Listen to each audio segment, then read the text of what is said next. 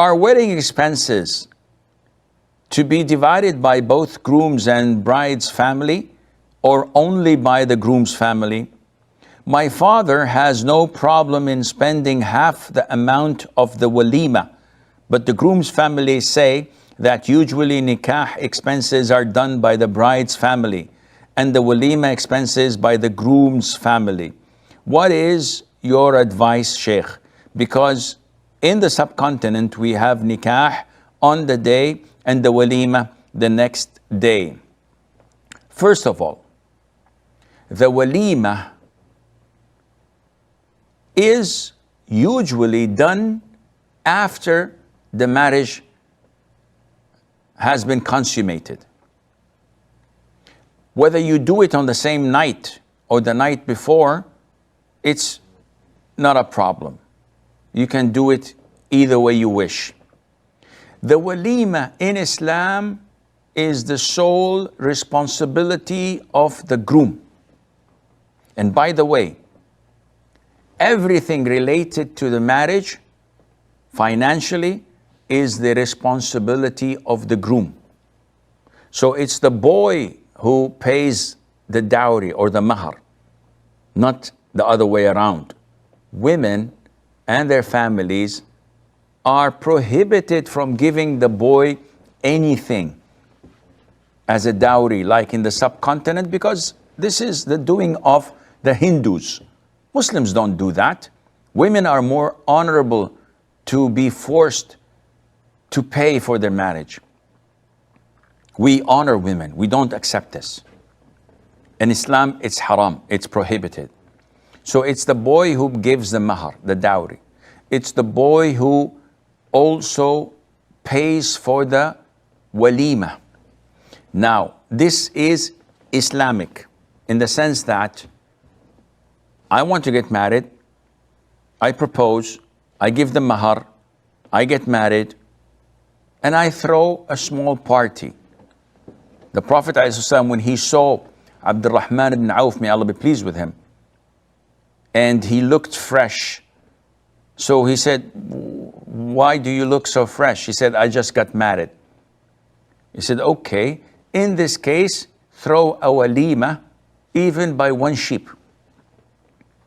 So he did not tell him to hire a hall in a fancy, expensive hotel. Rather, the minimum would be a sheep, and it can be less than that. The concept is to gather few Muslims to feast, celebrate, and eat. That's it. Now, people have forced themselves into customs that are not part of Islam. Like Rihanna says that they insist that the walima is to be done by the groom and the wedding party to be done by the girl's family. And this is nothing related to Islam. Yes, in most Arab countries, in my country, they have what is known as milka. And this is the marriage contract. The marriage is not consummated, only the writing of the marriage contract. And they throw a party. Then we have the wedding night, where the marriage would be consummated and the girl would move into her husband's house. And this is, they claim that the woman has to pay for this. But this is not part of Islam. This is cultural. So, as Muslims, we cannot burden the girl's family to make a wedding. Now you as a groom, you have to throw the walima. He said, Sheikh, I did that already. I had the marriage contract, I threw the walima, and I invited my relatives and my loved ones, and from the girl's family, we got like 5 or 10 people. Khalas, alhamdulillah, it's done. Yeah, but the wedding night, you want a wedding night?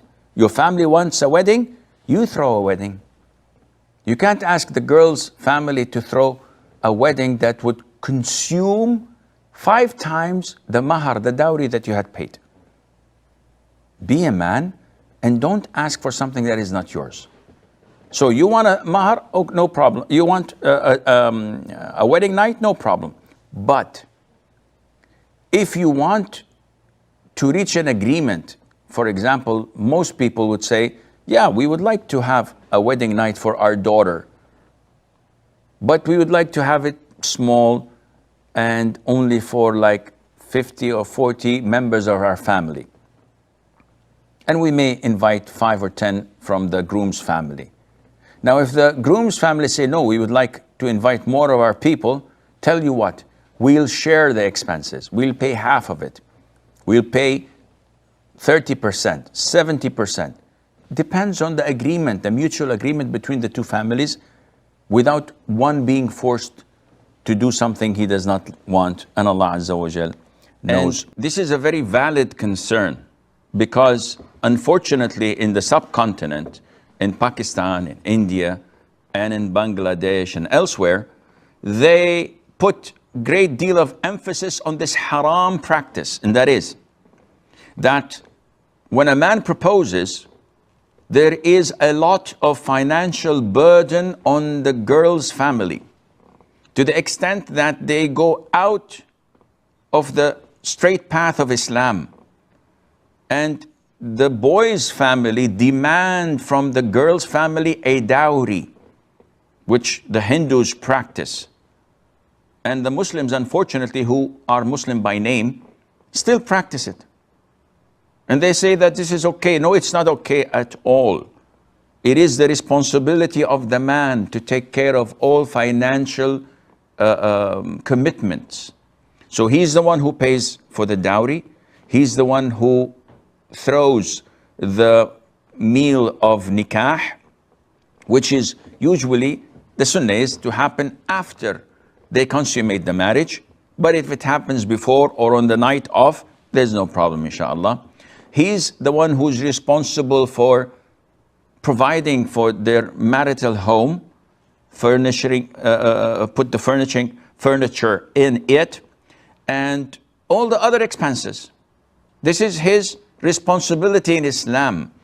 The father of the girl is not obliged to pay a single dime. It's not his responsibility in Islam. Now, having said that, there are cultural things. So, for example, if someone proposes to my daughter and they come to write the contract, we have here in Jeddah, Saudi Arabia, we have two things. We have what is known as milka, and we have the wedding night. Milka is the marriage contract. So at first they come and they propose.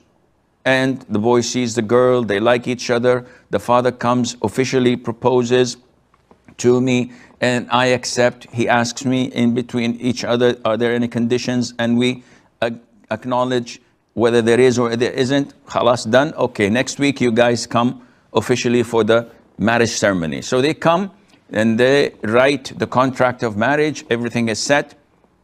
Now, the tradition is that we, the family of the bride, we throw an invitation that it is small. And this is why your cousin, when they made the nikah, the marriage contract, they didn't invite you, because usually this is small, very limited.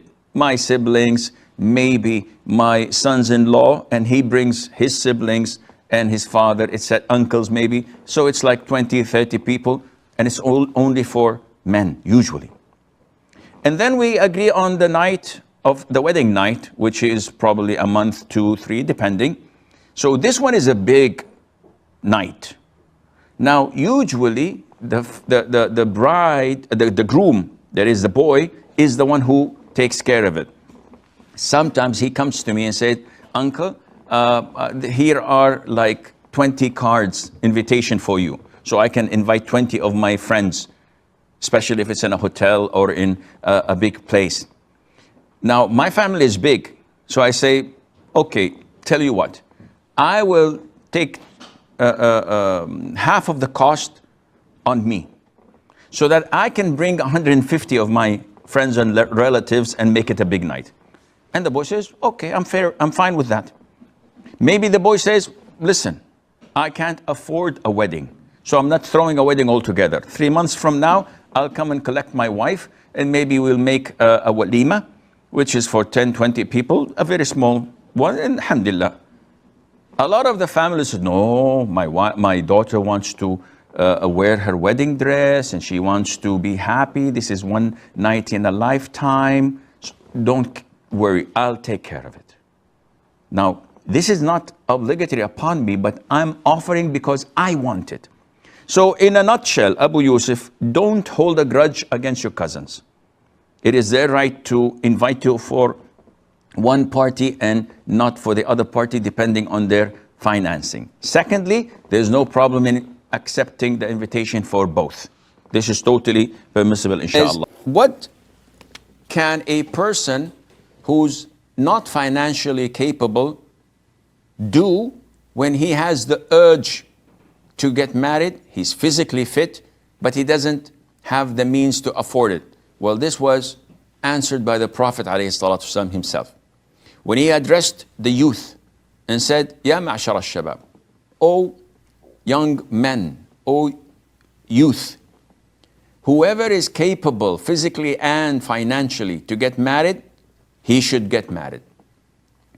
And who is ever not financially capable, then he should fast. Because fasting curbs his sexual desires. It reduces it. So the Prophet ﷺ instructed those who cannot financially get married to do something that would reduce and lessen their hardship due to the desires they have, which is fasting. And the best is to fast every alternate day. Skip one day, fast one day. But if someone is capable of curbing his sexual desires by fasting Mondays and Thursdays only, so be it. It depends on what curbs your sexual desire. If someone says, Sheikh, every alternate day does not work for me, then there's no problem in fasting every single day, though it is against the sunnah in the surface, but it is permissible due to necessity. As the person is not doing it to get closer to Allah 100%, because we know that this is not a sunnah. He's doing it as a form of healing and treatment to stop such desires, and Allah knows best.